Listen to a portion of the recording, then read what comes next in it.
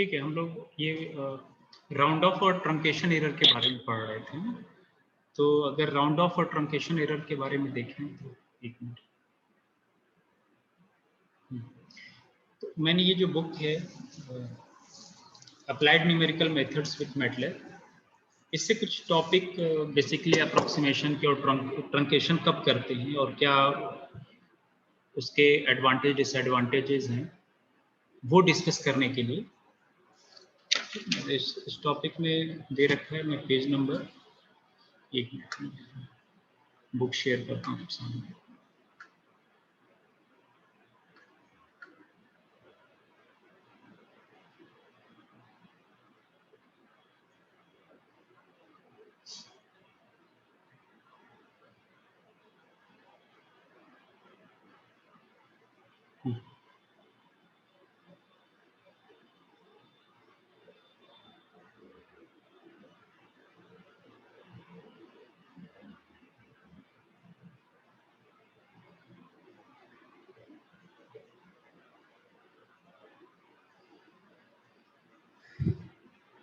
ठीक है, एक बार मैं रिकॉल कर दूं। देखिए, हम लोगों ने ये राउंड ऑफ और truncation error, round of error का भी मैंने डिटेल नहीं दिया किया कि किस तरह से राउंड ऑफ करते हैं। मैं एक लेक्चर अलग से इस पे दे दूंगा।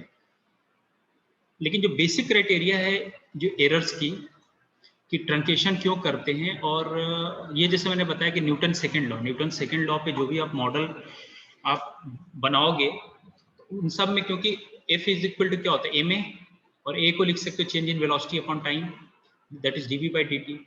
लेकिन आप जानते हो कि ये लिमिटिंग केस में dv बाई dt क्या होता है, वेलोसिटी एट से ti प्लस 1 माइनस वो of velocity at I time upon T I minus 1 minus T I. तो ये जो इसका लिमिट के केस लेते हैं तो क्या बन जाता है dv अपॉन dt। अगर ये लिमिट हटा दें तो ये जो न्यूमरेटर और ये जो डिनोमिनेटर का जो रेशियो है ये बेसिकली क्या कहलाता है, आप लोगों ने पढ़ा होगा न्यूमेरिकल एनालिसिस में, ये फाइनाइट डिफरेंस कहलाता है। So I can say that every derivative is approximation, every derivative can be approximated by finite difference up to some error or up to some tolerance। ठीक है, तो ये बेसिक आइडिया था। क्योंकि कभी मशीन्स की अपनी लिमिटेशंस होती है, जैसे है ना कि रियल नंबर्स को मशीन जो है, जैसे आपको बताया कि मैंने पाई क्या होता है, इरेशनल नंबर होता है, नॉन टर्मिनेटिंग नॉन रिकरिंग। तो अगर उस हिसाब से आप देखो तो पाई के बाद तो ये डिजिट जो होते हैं ये नॉन टर्मिनेटिंग नॉन रिकरिंग होते हैं, but we cannot express it, I mean, in digital computer. So for that we have to terminate it somewhere. तो machines क्योंकि digital computers की भी कुछ अपनी limitations है। उसके बाद so I can say that true value is equal to approximation plus error. So every true value can be approximated up to some error, है ना, up to some error। और ये हमने देखा था डिफरेंट तरह के ये जो एरर आते हैं क्या होता है, true value minus approximation is called error. So it can be true fractional relative error. Relative error means true value minus approximation upon true value into 100। ये फार्मूला बताया था। और दूसरा ये बताया था कि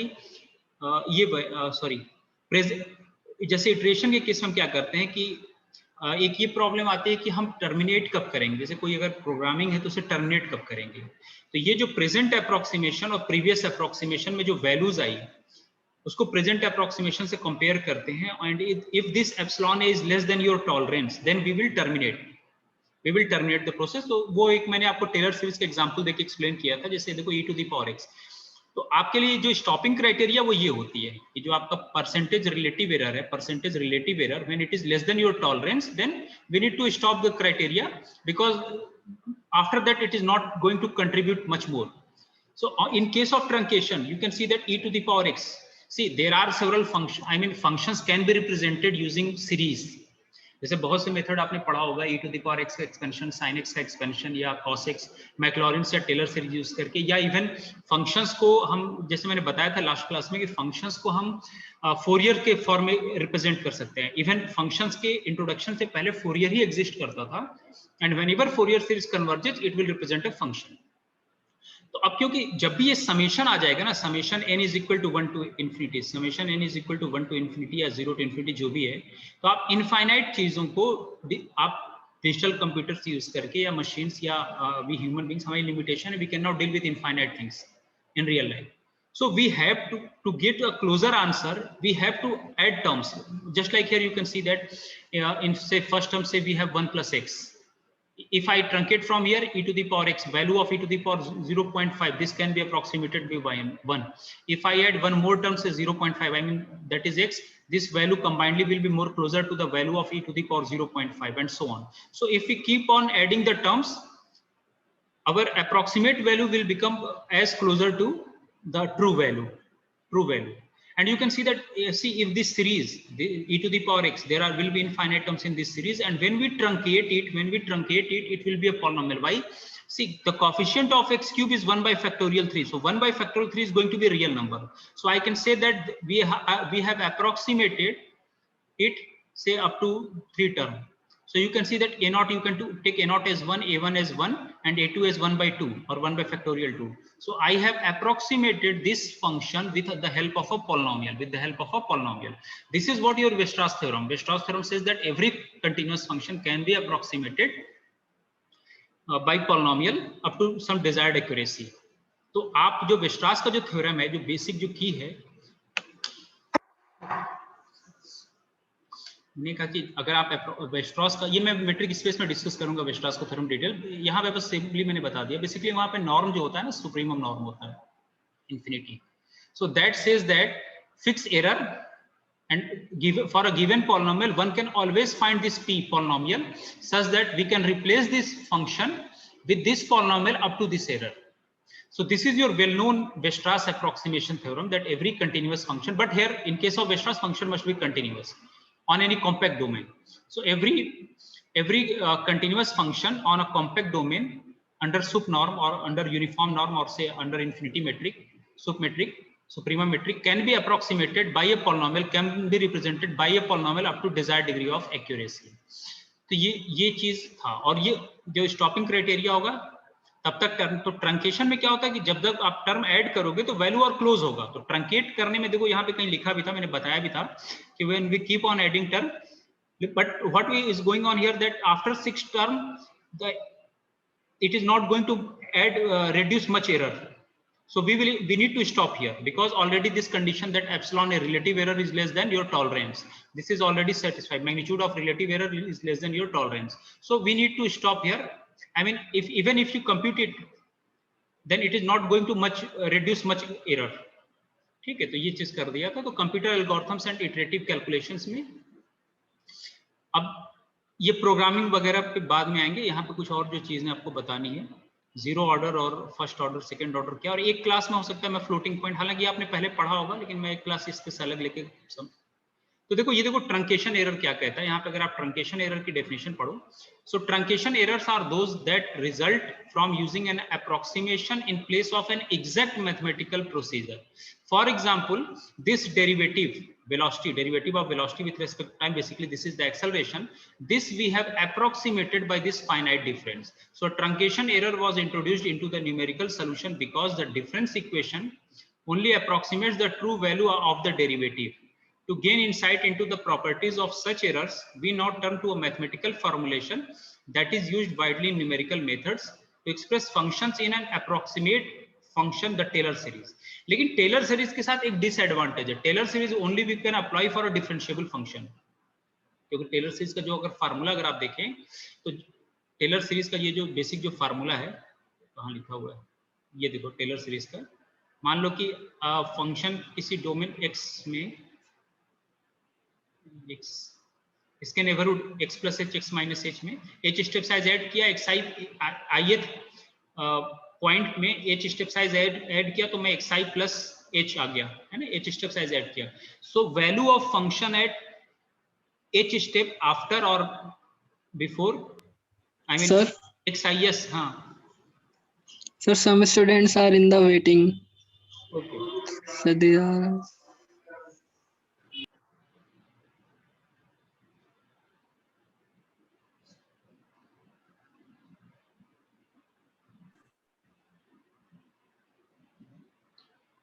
हाँ, तो देखो यहाँ पे अगर आप टेलर सीरीज रिकॉल करो, आपको कैलकुलस में भी और एडवांस कैलकुलस हर जगह पढ़ाया गया, मैं इसकी डिटेल में नहीं जा रहा हूँ.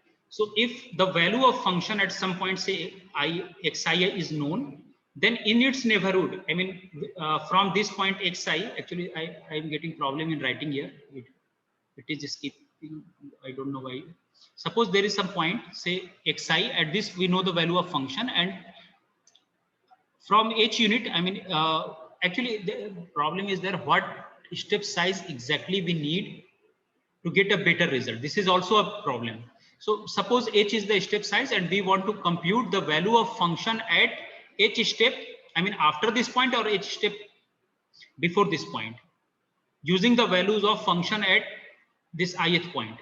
So for that we have Taylor series, that f of xi plus 1 is equal to f of xi plus h times f dash at xi plus this, and so it will keep on increasing.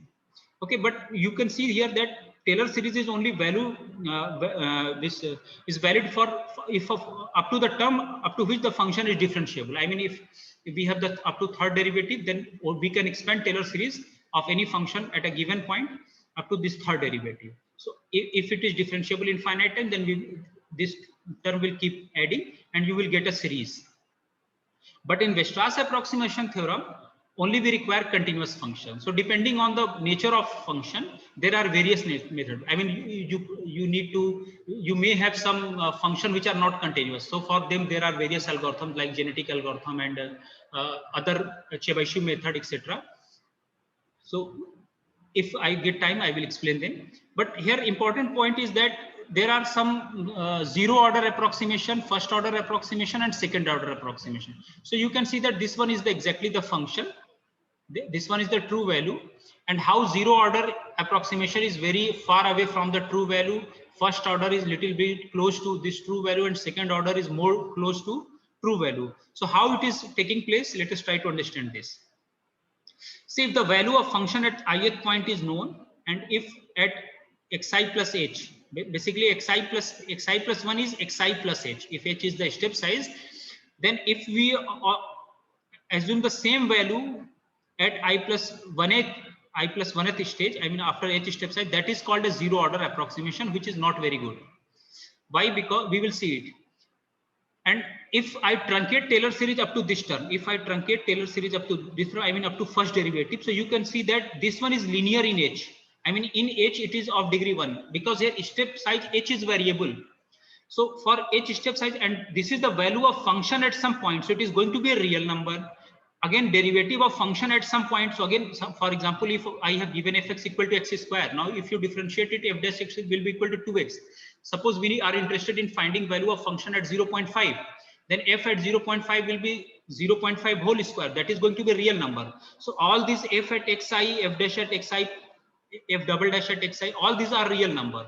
So in general, you can say that this one is a series in h, and if I truncate it up to here, then this one is a linear polynomial of degree h, linear polynomial. And if I truncate it here, this will be of zero order, because here x to the power 0 is 1. So you can call it of zero order. If I truncate here, I mean up to h, we will call it linear. If I truncate here, I mean after this term, I will call it, I will say that second order, h square, linear in h. See, remember that all these are constant functions. All these are real numbers, constant number. So that is what that value of function in terms of value at xi can be given as f dash xi into h. So from here you will see that basically the error, and see if we truncate here, then all terms after this term will be your error, So if I truncate up to nth term, then all terms onwards will be called as the error, or in terms of Taylor series, you can call all those terms as a remainder. So if you keep on adding these terms, your approximate value will become closer to the true value. So in case of second order approximation, you can see that it is square in y. This is why the name is second order, because we have degree of h. This one is a polynomial in h. If you replace this by a0, this by a1, and this by a2, so we have a0 into 1 plus a1 into h plus a2 into h square. So this one, so we are approximating this series by a polynomial. We are approximating this series. In Taylor series, there are infinite terms, and we cannot express infinite terms manually or using computers, digital computers. So we have to terminate it somewhere. So you can see that the second order approximation, because we are adding the terms, so it will be closer to the true value. So that is written here. So you can see that f of h is of the type polynomial. We are approximating the value of function. If you put xi equal to 0 here, then I get f at h equal to a2h square plus a1h plus a naught.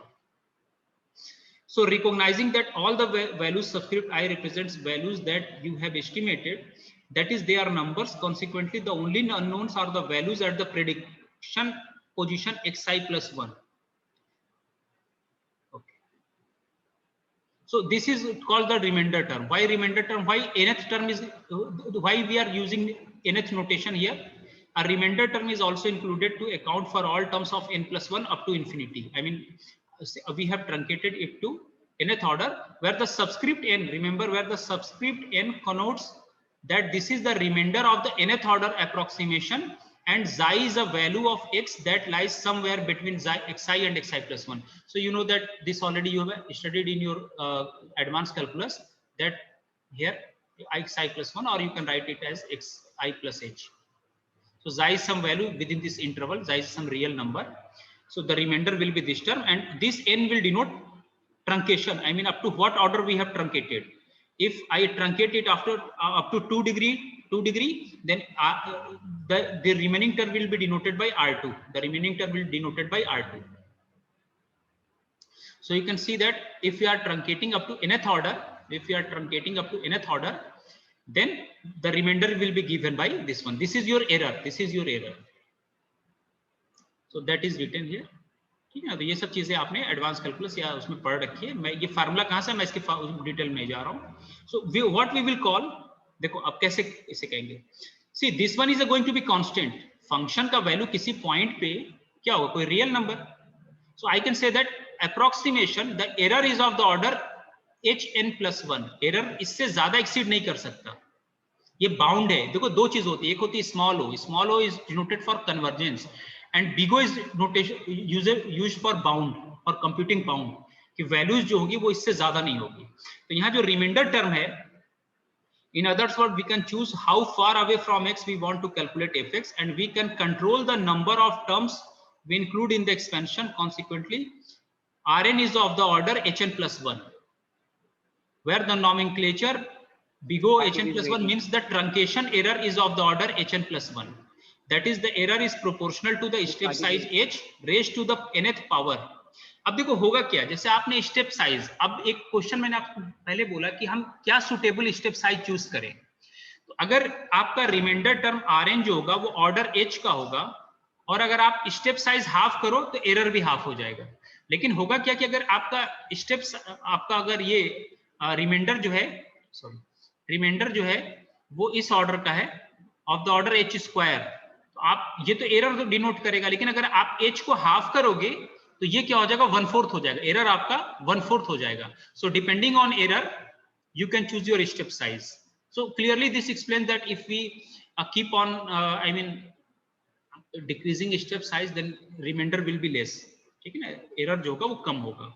So that is written here that although this approximation implies nothing regarding the magnitude of the derivative that multiplies hn plus 1, it is extremely useful in judging the comparative error of numerical methods based on the Taylor series expansion. For example, if the error is of order h, halving the step size will halve the error. On the other hand, if the error is of order h square, halving the step size will quarter the error. So in many cases, if h is sufficiently small, the first and other lower order terms usually account for a disproportionately high percent of the error. In general, we can usually assume that the truncation error is decreased by the addition of terms to the Taylor series. This is the reason. Truncation error क्यों decrease होगा, अगर हम जैसे number of terms add करते हैं तो truncation error decrease होगा. वो इसलिए क्योंकि रिमाइंडर टर्म इसके डायरेक्टली प्रोपोर्शनल होता है. तो जब आप स्टेप साइज रिड्यूस करोगे, लेकिन इसमें भी प्रॉब्लम आती है. इसमें देखो क्या प्रॉब्लम आती है. अच्छा, दूसरा तो ये है reminder of the Taylor series. तो ये जीरो ऑर्डर अप्रोक्सीमेशन है, और यहाँ पे बल्कि शो भी किया है कि फर्स्ट ऑर्डर अप्रोक्सीमेशन में बेसिकली ये जो स्लोप होता है ना, स्लोप इनटू ये h, ये एरर होता है. देखिए जैसे फर्स्ट ऑर्डर केस में मान लो ये आपका एग्जैक्ट वैल्यू है, स्लोप f डैश xi, तो ये है. किसी पॉइंट पे डेरिवेटिव क्या होता है, टेंजेंट का स्लोप बताता है किसी पॉइंट पे. तो मान लो यहाँ पे xi कोई रियल नंबर है इस इंटरवल के बीच में, इस पॉइंट पे ये जो है आपका एग्जैक्ट अप्रोक्स, वो है ना कि every function can be approximated bye it's tangent. Her point पे आप कोई भी फंक्शन आपको दे रखा, आप उसे टेंजेंट बना के अप्रोक्सीमेट कर सकते हो। आप ये देखो इस पॉइंट पे ये टेंजेंट बना दिया, ये पॉइंट टेंजेंट बना दिया, आप हर फंक्शन को आप टेंजेंट से अप्रोक्सीमेट कर सकते हो। तो अब देखो क्या होगा कि ये बेसिकली, ठीक है, सपोज क्या जाई कोई रियल नंबर है, और ये मैं ये दिखाना चाह रहा था, हाँ देखो यहाँ पे शायद दे रखा है, मान लो ये xi है, xi प्लस 1 है, और यहाँ पे ये h step size, I mean xi में h ऐड करने के बाद मुझे ये मिल गया xi प्लस 1। तो अब xi प्लस 1 पे वैल्यू फंक्शन का कितना है, देखो xi पे वैल्यू यहाँ पे f ऑफ xi है, f ऑफ xi है, और xi प्लस 1 पे ये वैल्यू जो है वो y की वैल्यू जो है f ऑफ xi प्लस 1 है। तो ये इसके पैरेलल क्योंकि ये लाइन है, तो यहाँ पे वैल्यू हो गया f of xi।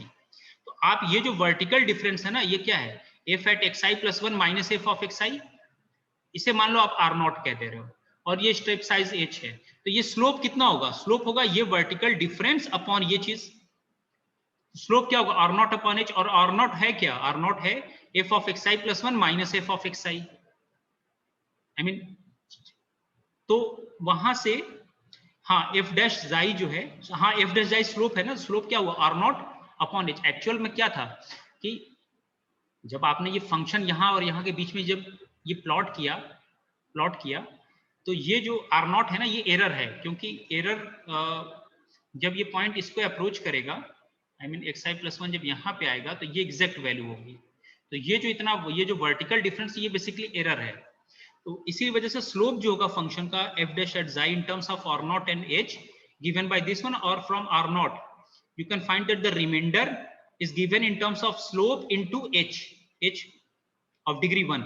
Thus we have derived the zero order version. The higher order versions are merely a logical extension of the reasoning used to derive equation 4.1c. The first order version is r1 is f double dash xi by factorial 2 into h square.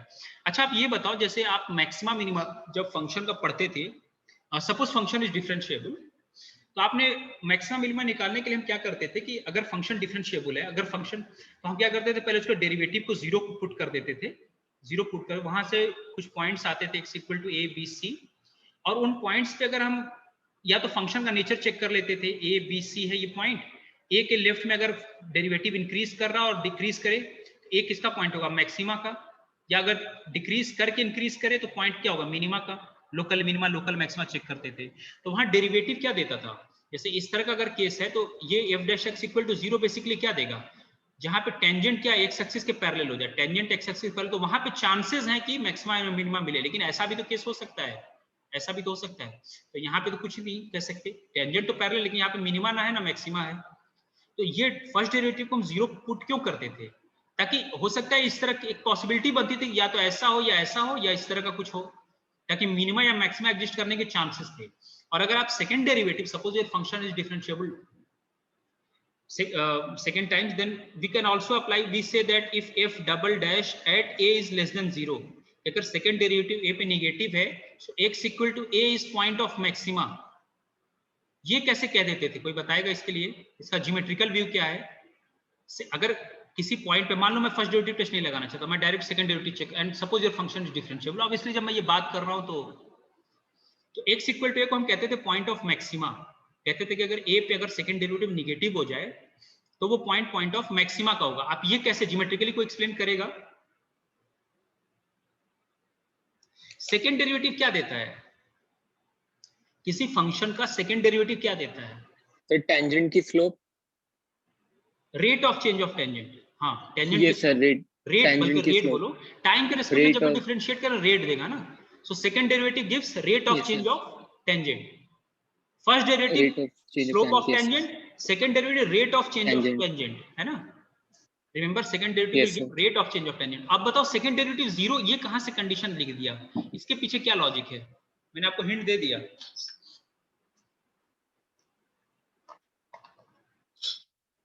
तो second derivative zero मतलब कि tangent जो change नहीं हो, उसकी मतलब slope change नहीं हो रही है, रेट ऑफ चेंज नहीं, सेकंड डेरिवेटिव निगेटिव, मेरा पूछना सेकंड डेरिवेटिव निगेटिव से ये कैसे इंटरप्रेट कर लिया कि ए पॉइंट ऑफ मैक्सिमा होगा। कोई ज्योमेट्रिकल बताएगा इसका, क्योंकि देखो 12th 11th में तो रटा दिया जाता है कि ऐसा होगा तो आप निकाल लो, सॉल्व करो, लेकिन अब आप हायर क्लास में हो ना, तो इसके पीछे क्या लॉजिक है, ये कैसे।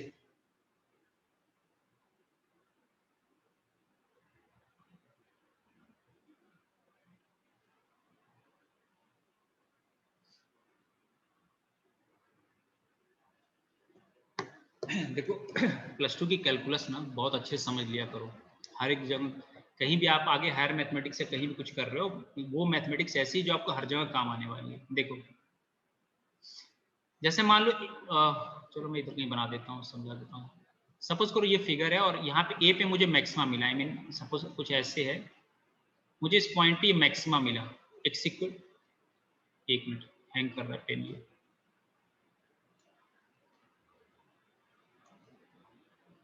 Suppose this one is the point A और at x equal to A we have maxima, है ना, मैक्सिमा मिला। तो मैक्सिमा मिला तो देखो अगर यहाँ टेंजेंट इसके पैरेलल पहले किसी पॉइंट पर अगर आप टेंजेंट बनाओगे, मान लो यहाँ पे बना रहा हूँ, तो मान लो देखो ये दिख रहा है टेंजेंट का स्लोप पॉजिटिव है, means F dash at A minus H क्या है, ग्रेटर देन 0।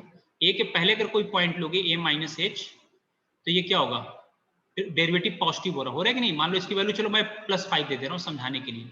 और इधर देखो तो tan थीटा जब 90 से ज्यादा बनाता है, tan थीटा ग्राफ देखो, चल क्यों नहीं रहा इस पे, tan थीटा का ग्राफ देखो, tan 0 0 पीरियोडिसिटी कितनी होती है, पाई होती है, π/2, और ये -π/2 और π/2 लेंथ पे इसको पेस्ट करते चले जाओ, तो एग्जैक्टली π/2 पे तो डिफाइंड नहीं होता, लेकिन 0 से π/2 में इसकी वैल्यू एक्स एक्सिस या एक्स एक्सिस से ऊपर है, और 0 से -π/2 में इसके फिर यहाँ पे बनाओगे। इसी तरह जब यहाँ कट करोगे 3π/2 पे, तो देखो ये वैल्यूज ऐसे आएगा, ठीक है ना। तो π/2 से पाई में इसकी वैल्यू नेगेटिव है, π/2 से। तो जब स्लोप 90 से ज्यादा होगा, 90 से 180 के बीच में होगा, तो डेरिवेटिव क्या होगा, डेरिवेटिव जो होगा वो लेस देन 0 होगा। मान लो हमने इसकी वैल्यू -10 दे दिया, तो देखो अब स्लोप कैसे चेंज कर रहा है, +5 से -10, और इस पॉइंट पे 0। अब देखो पॉजिटिव से नेगेटिव वैल्यू जाना तो बीच में 0 तो आएगा, ठीक है। पॉजिटिव से अगर आपको नेगेटिव जाना तो कहीं घटते घटते ये 0 होगा ना। तो क्या हो रहा है, टेंजेंट चेंज कर रहा है, rate of change of tangent, tangent positive से 0 हुआ और 0 से नेगेटिव हो रहा है। तो कोई फंक्शन पे डिक्रीजिंग का साइन कब लगाते हो, अगर आप f' के बारे में देखो, f' के बारे में डेरिवेटिव की h को मान लो f' को h मान लो, h के बारे में डेरिवेटिव का क्या कहोगे, डेरिवेटिव अगर पॉजिटिव से निगेटिव जा रहा है, डेरिवेटिव इंक्रीज होके अगर डिक्रीज कर रहा है, इसका मतलब वो किसका पॉइंट होगा, मैक्सिमा का। तो उसको मैथमेटिकली कैसे रिप्रेजेंट करोगे, उसका सेकंड डेरिवेटिव 0 होना चाहिए, आई मीन h का डेरिवेटिव 0 मतलब f' का डेरिवेटिव 0 होना चाहिए, तो f" क्या हो गया, लेस देन 0। ये समझ में आएगा नहीं पॉइंट किसी को? Yes sir. भाई कोई फंक्शन जी सर। इंक्रीजिंग कब होता है, सर जब ग्रेटर देन 0 अगर फंक्शन डिफरेंशिएबल डेरिवेटिव। तो डायरेक्ट कह सकते हो कि उसका प्रोवाइडेड फंक्शन डिफरेंशिएबल हो कि f' ग्रेटर देन 0 हो। तो देखो इधर f' ग्रेटर देन 0, तो ये पॉजिटिव से नेगेटिव हो रहा है ना, तो मतलब इंक्रीज करके डिक्रीज कर रहा है, इसका मतलब वैल्यू किधर ये, लेकिन फंक्शन की वैल्यू देखो, ये तो f' तो लगातार घट रहा है ना, f' पहले +5 था, फिर 0 हुआ, फिर -10, तो f' कैसा फंक्शन हुआ, डिक्रीजिंग। f' कैसा फंक्शन हुआ, डिक्रीजिंग। डिक्रीजिंग। तो डिक्रीजिंग को मैथमेटिकली कैसे लिखोगे, it's second derivative must be less than 0। Yes sir. तो वही तो है ये f" is less then 0। Value इधर राइट साइड में हमेशा पॉजिटिव वैल्यू होगा, it will keep on decreasing. यहाँ पे 0 हुआ और इधर क्या होगा, तो पॉजिटिव से निगेटिव जाने का मतलब लगातार डिक्रीज कर रहा है ना। तो जब लगातार डिक्रीज करेगा तो फंक्शन क्या होगा, डिक्रीजिंग। डिक्रीजिंग है तो उसका डेरिवेटिव क्या होना चाहिए, लेस देन 0। लेकिन कौन सा फंक्शन डिक्रीजिंग है, f' का को शो करना है डिक्रीजिंग है, तो उसका डेरिवेटिव क्या होना चाहिए, लेस देन 0। इस वजह से ये लिख देते हैं। तो वो 12th क्लास में क्या करते हैं कि आपको रटा दिया जाता है कि आप पहले आप 0 पुट करो, फिर पॉसिबिलिटीज बनेगी, फिर वहां पे चेक करो कि सेकंड डेरिवेटिव। अच्छा ये बताओ, क्या मैक्सिमा मिनिमा निकालने के लिए फंक्शन का डिफरेंशिएबल होना जरूरी है? Yes sir. मैंने कहा क्या मैक्सिमा मिनिमा निकालने के लिए फंक्शन का डिफरेंशिएबल होना जरूरी है? No sir. बिल्कुल सही, जरूरी नहीं है। जैसे y equal to mod x लिख लो, y equal to mod x, y equal to mod x का ग्राफ देखो, 0 पे क्या मिल रहा है इसका मिनिमा, 0 is point of minima. Minima. लेकिन ये फंक्शन तो 0 पे डिफरेंशिएबल नहीं है, पर फिर भी इसका 0 मिल रहा है, वहां क्या यूज करेंगे, नेबरहुड टेस्ट। ठीक, अगर 0 पे मिनिमा दिखाना है तो आप दिखा दो f of 0 is less than f at 0 plus h,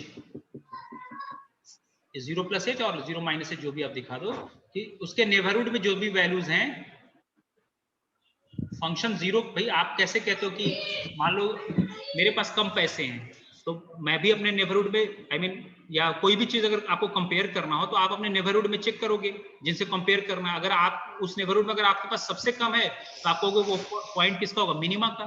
तो ये 0 हो गया और ये 0 का नेबरहुड। तो इसमें देखो फंक्शन की डिफरेंशिएबिलिटी मैंने कहीं चेक नहीं की। वो first derivative test second derivative test तब लगाते हैं जब फंक्शन डिफरेंशिएबल हो। अगर फंक्शन लेकिन सर ये तो नहीं, हाँ ये तो खाली लोकल मैक्सिमा और लोकल मिनिमा ही देगा ना सर, ग्लोबल में तो हाँ। फेल हो जाएगा ये फिर। अरे भाई तो ग्लोबल मिनिमा ग्लोबल मैक्सिमा के निकालने के लिए लोकल मिनिमा लोकल मैक्सिमा निकाल लो। सारे लोकल मिनिमा में से जो लिस्ट होगा वो ग्लोबल हो गया, और जो सारे आई मीन ग्लोबल मैक्सिमा उनमें जो लार्जेस्ट हो गया, वो सारे लोकल मैक्सिमा उसमें लार्जेस्ट हो गया, ग्लोबल मैक्सिमा हो गया। Yes sir. ठीक। लेकिन सर ये मतलब हाँ मैं समझ गया आपकी बात। जैसे मान लो ए आ गया ना, बी आ गया, सी आ गया, तो जो नेबरहुड जो दिया गया उस पर्टिकुलर नेबरहुड में बात करते हैं। और मान लो जैसे ये पॉइंट मुझे चाहिए कि ए भी मिनिमा का पॉइंट है, बी भी है, सी भी है। जैसे मान लो ये है ए भी मिनिमा का पॉइंट है, बी भी है और सी भी कुछ ऐसे है। इनमें सबसे जी मिनिमा सर, कहाँ मिल रहा है, यहाँ पे मिल रहा है, तो ये ग्लोबल हो जाएगा। यही तो बी डेफिनेशन है। सी पे। ठीक है जी सर। ठीक। तो ये मैं ये इसलिए रिलेट कर रहा था कि ये जो भी है ना, देखो अब ये क्या है, अब इसको थोड़ा सा बुक से पढ़ लेना। मैंने बहुत ज्यादा डिटेल में इसको नहीं जा रहा हूँ, आपको एक रफ आइडिया दे रहा हूँ कि इसमें किया क्या गया है। यही वजह है कि आप लोगों को न्यूमेरिकल एनालिसिस में न्यूमेरिकल डिफरेंशिएशन कराया गया होगा। तो वहां पे न्यूमेरिकल डिफरेंशिएशन में टर्म होता है फाइनाइट डिफरेंस स्कीम। देखा होगा डिफरेंशियल इक्वेशन को हम डिफरेंस स्कीम में लिखते हैं। सो that is only possible with the help of approximation, because every differential every derivative can be approximated by a difference equation up to some tolerance.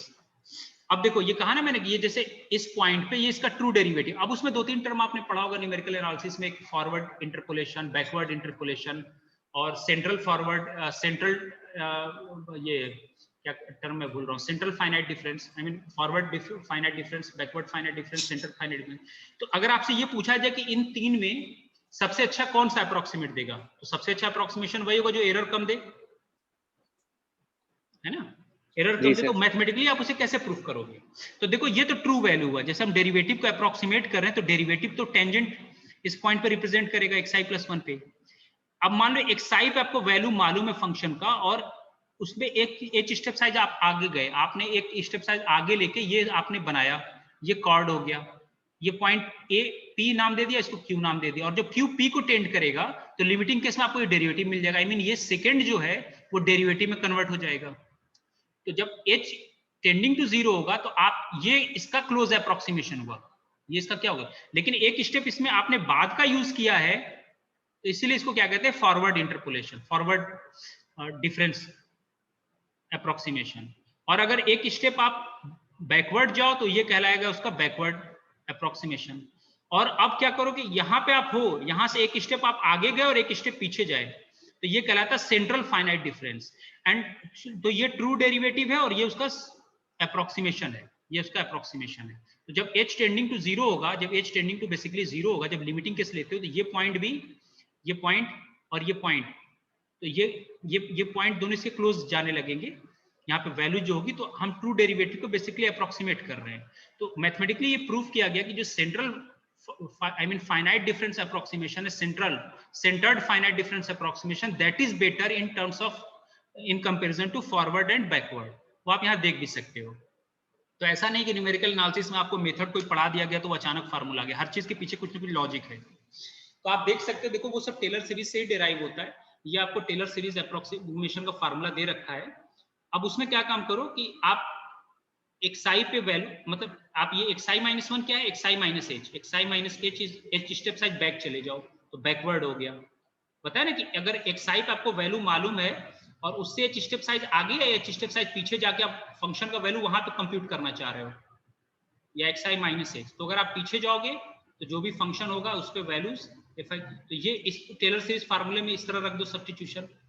और हमने यहाँ ट्रंकेट, अब देखो यहाँ पे क्या काम करो कि आप चलो पहले टर्म ये h लीनियर टर्म तक जरा ट्रंकेट करके देखो क्या हो रहा है। तो लीनियर टर्म तक अगर ट्रंकेट कर दिया तो इतने बचे टर्म को अगर आप सॉल्व करोगे तो यहाँ से f' तो ये हो गया, इसको इधर ले जाओ, f of xi - f of xi - 1/h।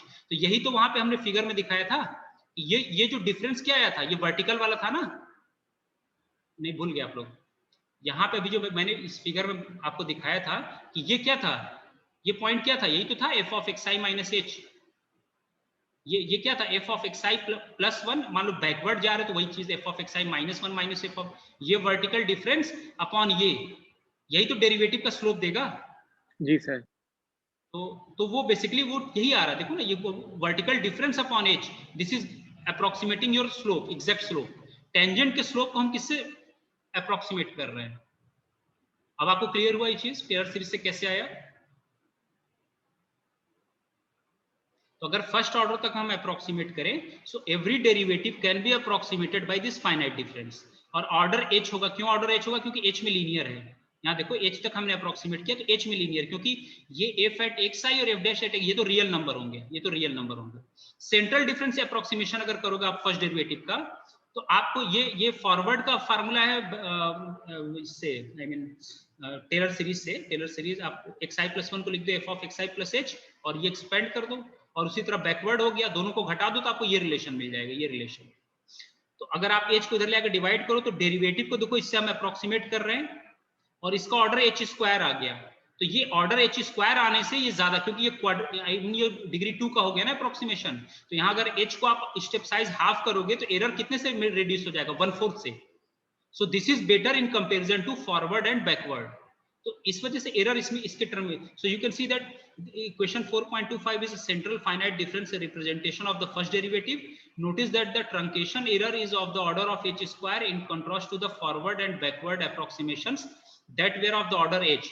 तो फॉरवर्ड और बैकवर्ड में जो एरर होता है, अगर आप फर्स्ट डिग्री अगर आप डेरिवेटिव का अप्रोक्सीमेट करो तो वो लीनियर होते हैं, लीनियर अप्रोक्सीमेशन भी कहते हैं। ऑर्डर एच के अप्रोक्सीमेशन को लीनियर भी कहते हैं, लीनियर अप्रोक्सीमेशन, और ऑर्डर जीरो को जीरो ऑर्डर अप्रोक्सीमेशन। तो इसमें देखो एरर ज्यादा तेजी से डिक्रीज होगा। तो this is the reason why order H square approximations are better than order h. So in case of I mean this forward, backward and central forward, central difference approximation, central difference approximation is better for first order derivative. अब एक problem क्या आती है total numerical error में, total numerical error में अब उसी तरह फिर ये सेकंड ऑर्डर का दे रखा है, सेकंड ऑर्डर डेरिवेटिव को भी आप अप्रोक्सीमेट कर सकते हो। तो ये एक मैंने आइडिया दे दिया, इसको आप खुद से पढ़ लेना। टोटल न्यूमेरिकल ऑर्डर देखो, अब प्रॉब्लम क्या होगी ना कि जैसे truncation error, round of error में अगर दोनों मिनिमाइज हो तो आपका एरर कम होगा। पर प्रॉब्लम क्या होती है कि एक स्टेज आने के बाद जो टोटल एरर है पहले तो वो घटेगा जब आप ट्रंकेशन, देखो ट्रंकेशन एरर क्या क्या हो रहा है, ट्रंकेशन जब आप नंबर ऑफ टर्म्स ऐड करोगे ना तो एक स्टेज ऐसा आएगा कि आपको टोटल एरर मतलब ये दोनों टोटल मिला के मिनिमाइज होना चाहिए। एक स्टेज के बाद ये फिर बढ़ने लगेगा क्योंकि दोनों की अपने अपने कुछ कॉम्प्लिकेशंस हैं। तो क्यों होता है वो, कैसे होता है, अभी इसको बाद में डिस्कस करेंगे। तो जब ये बढ़ने लगे एरर तो हमें यहीं पे ट्रंकेट करना होता है। तो वो क्या सुटेबल स्टेप साइज चूज करें कि हमारा टोटल एरर मिनिमाइज हो। So that is written here, you can learn it, you can read it. Let me see, the total numerical error is the summation of the truncation error and round off errors. In general, the only way to minimize round off errors is to increase the number of significant figures of the computer. Significant figure, ये इस पे एक lecture मुझे अलग से देना पड़ेगा कैसे significant figure का क्या रोल होता है। Further, we have noted that the round off error may increase due to subtractive cancellations or due to an increase in the number of computations in an analysis. In contrast, example 4.4 demonstrated that the truncation error can be reduced by decreasing the step size. देखो क्योंकि अगर order H square का है, जैसे order H square का है और आप एच को हाफ कर रहे हो, तो ट्रंकेशन एरर क्या हो जाएगा, 1/4 से डिक्रीज कर जाएगा। तो ट्रंकेशन एरर तो स्टेप साइज रिड्यूस करने से रिड्यूस होगा, लेकिन यहाँ सिग्निफिकेंट फिगर वाले में प्रॉब्लम होगी इसको राउंड ऑफ करने में। अब ये कैसे होता है इसके लिए मैं एक लेक्चर अलग से बताऊंगा आपको। Because a decrease in step size can lead to subtractive cancellation or to increase in computation, the truncation errors are decreased as the round off errors are increased. So this is the reason why total error up to some stage may be decreasing, but after some stage it will keep on increasing. तो ये जो point of diminishing return होता है ना, तो आपको वो suitable step size इसी से कंप्यूट करना होता है कि हम कितना स्टेप साइज लें ताकि up to certain iteration our error will error decrease करे, that is written here, that a graphical depiction of the trade-off समझते हो trade-off किसे कहते हैं? Trade off in the sense कि किसी एक टर्म में कुछ बेहतर होना और किसी दूसरे टर्म में, जैसे होता है ना कि देखो हर एक, अगर एक ही मेथड से सारे सॉल्यूशन अच्छे मिल जाते तो फिर हमें दूसरे मेथड सोचने की जरूरत ही नहीं होती। तो कोई मेथड किसी टर्म में अच्छा होता है, जैसे कोई मेथड एरर मिनिमाइज कर लेकिन टाइम बहुत ज्यादा ले रहा हो, कोई टाइम कम ले रहा लेकिन एरर कंपैरेटिवली पहले वाले से ज्यादा दे रहा हो, तो ऐसे केस में हम ट्रेड ऑफ कहते हैं। अब वो डिपेंड करता है कि जो यूजर्स का इंटरेस्ट क्या है, वो नंबर ऑफ इटरेशन घटाना चाह रहा है कि टाइम कम ले। So depending on the number of problems, its analysis is called trade-off, है ना, trade-off कहलाता है वो। A graphical depiction of the trade-off between round-off and truncation error that sometimes comes into play in the course of a numerical method. The point of diminishing returns is shown where round-off error begins to negate the benefits of the step size reduction. ठीक है, तो आप देखो ये error analysis numerical differentiation. अब यहाँ पे मैंने एक ये central difference approximation of first derivative can be written as this, if ये सेंट्रल डिफरेंस इसका, इसमें देखा तो ऑर्डर h स्क्वायर का आया था, उसका कोएफिशिएंट ये आया था। सो ट्रू वैल्यू, ये ट्रू वैल्यू है, that is approximated using central difference approximation up to this error. So we have approximated this, or in layman term you can say that we have replaced this true derivative with the help of this finite difference up to this error. So this is what approximation का definition यही होता है, replacement of something complex with the simpler one in the sense which is easier to compute, easier to represent. अब वो easier in the sense computational aspect में हो सकता है, easier in the sense, तो ये सब उसका आगे दे रखा है। देखो ट्रू वैल्यू को किस तरह से finite difference approximation plus round of error और ट्रंकेशन एरर। अब क्योंकि ये मैं न्यूमेरिकल एनालिसिस नहीं पढ़ा रहा हूँ तो मैं इसके बहुत डिटेल में नहीं जाऊंगा, लेकिन ये किताब अच्छी है, आप इससे एक आइडिया लेने के लिए कि चीजें कैसे हो रही है।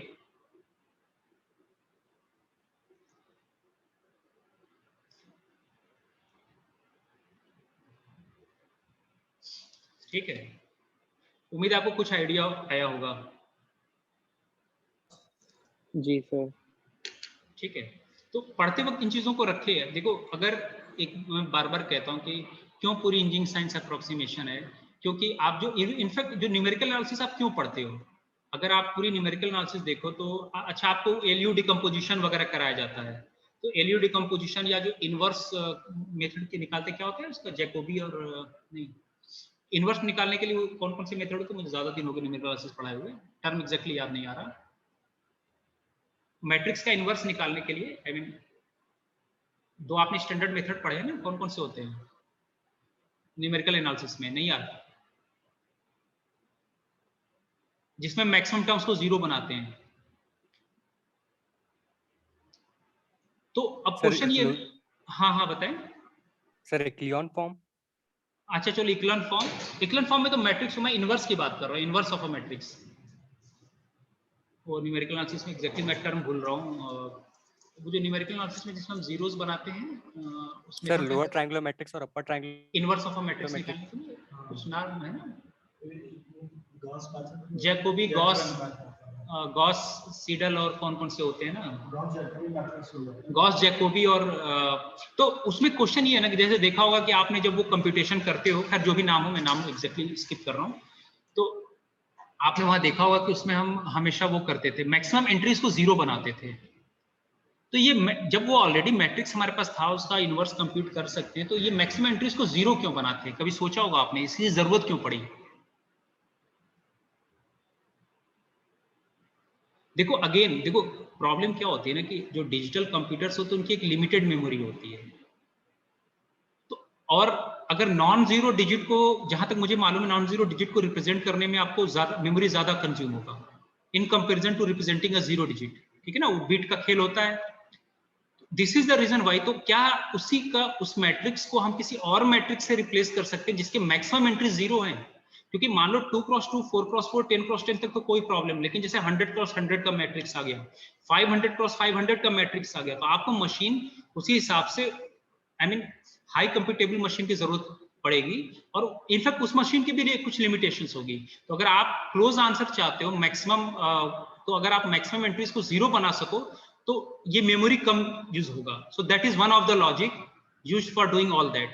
तो इसका देखो कहीं ना कहीं मैथमेटिशियन को कुछ ना कुछ प्रॉब्लम आई होगी रियल लाइफ में, जब इंप्लीमेंटेशन की बात आती है उसकी वजह से क्या हुआ कि पूरा ये अप्रोक्सीमेशन का रोल आया। ये समझ में आया आपको? अब आपको भी समझ में आ गया फॉरवर्ड डिफरेंस अप्रोक्सीमेशन क्यों करते हैं, सेंट्रल डिफरेंस क्यों करते हैं, बैकवर्ड क्यों करते हैं?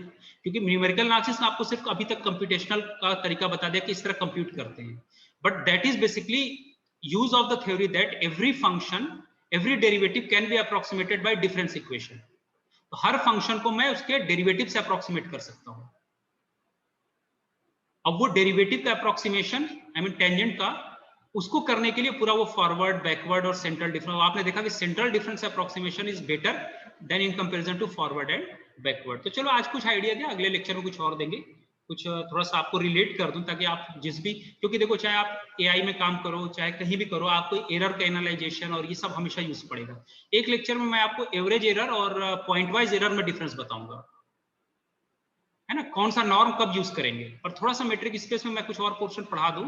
स्पेशली इंजीनियरिंग साइंसेज में देखोगे आप एवरेज एरर, कुछ केसेस में एवरेज एरर ज्यादा बेहतर होता है, कुछ केसेस में पॉइंट वाइज एरर, उसके बारे में वो कौन सा मेट्रिक नॉर्म यूज करो सब आपको कोर्स में है, लेकिन उसका एप्लीकेशन अक्सर हम लोग ध्यान नहीं देते। या एक रिजल्ट होता है यूनिफॉर्म बाउंडेडनेस। जैसे डोमेन में आप जिस डोमेन में वर्क करो, आपके पास जो टूल्स है और आप चाहते हो कि रेंज के एलिमेंट को मैं अपने डोमेन के एलिमेंट से कंपेयर करूं, तो वहां ये नॉर्म का रोल है ना, ये बहुत इंपॉर्टेंट है। क्योंकि जैसे आप सिग्नल प्रोसेसिंग में काम करोगे तो वहां पे जो सिग्नल्स, वहां पे एलपी नॉर्म वगैरह, एलपी नॉर्म को आपके डोमेन में दे रखा है, सपोज करो कि सुप नॉर्म दे रखा है, तो आप देखोगे ना L2 वगैरह ये सब जो नॉर्म होते हैं, जो स्क्वायर समेबल वाला होता है, वो बेसिकली एवरेज एरर देता है, और जो supremum mod of fx minus gx होता है वो आपको पॉइंट वाइज एरर देता है।